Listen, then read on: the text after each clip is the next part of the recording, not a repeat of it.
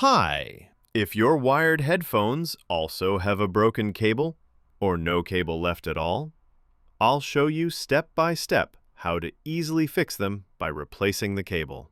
To complete this repair, you'll need a working 3.5mm audio cable, or you can buy a new one. There's a link to a replacement cable in the video description. Cut the cable to your desired length.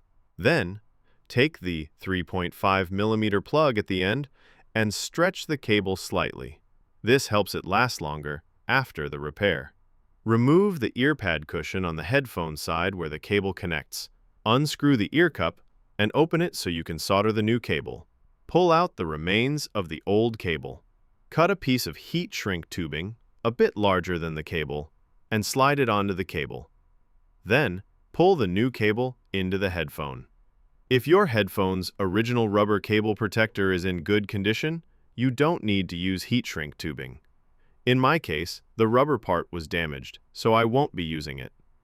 Next, carefully strip the outer insulation of the cable and separate the internal wires by color. Strip the insulation from each individual wire. Add another piece of heat shrink tubing. Apply a drop of super glue to the cable where it needs to be secured to the headphone housing.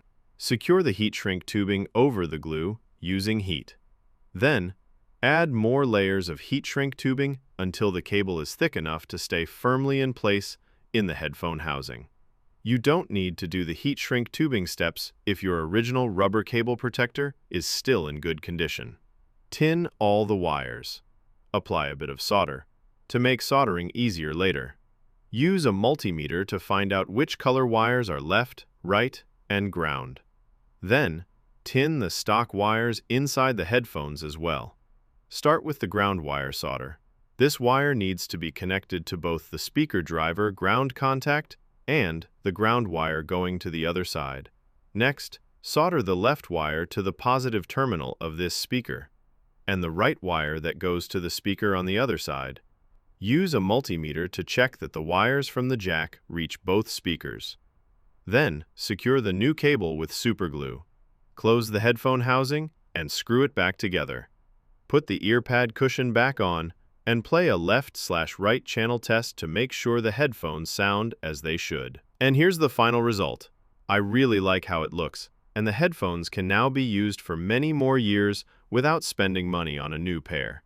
If you run into any problems while fixing your headphones, feel free to write a comment. I'll do my best to help. And now, good luck!